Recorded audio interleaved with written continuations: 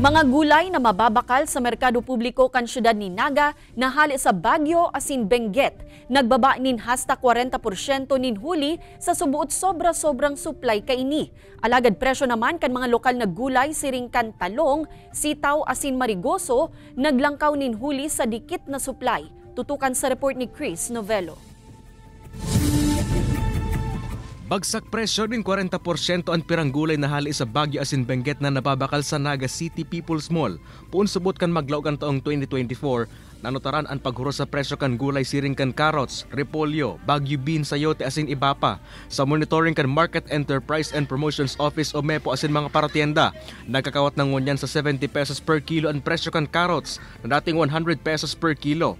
Ang repolyo na dating 70 to 80 pesos per kilo. Ngunyan, nasa 40 to 45 pesos per kilo na.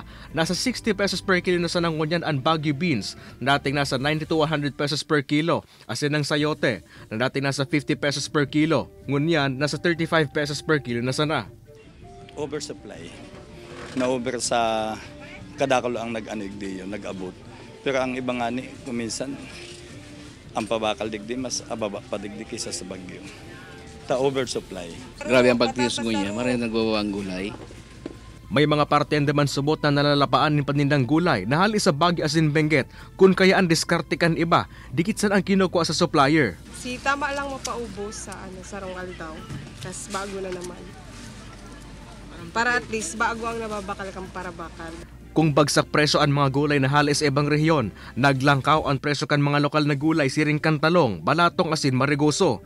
Ninhuli subot sa dikit ang ani asin supply kung kaya nagkakawat ng ngunyan sa 90 pesos per kilo ang presyo kan talong na dating nasa 40 to 50 pesos per kilo. Ang ampalayaman na dating nasa 50 pesos to 60 pesos per kilo. Ngunya nasa 90 to 100 pesos per kilo na. Nagkakawat naman ngunyan ang presyo kan kada kilo kan balatong sa 90 to 100 pesos per kilo na dating nasa 60 pesos per kilo sana. Kaya banan si Jovel Obiso, Chris Novello, Balitang Bicolandia.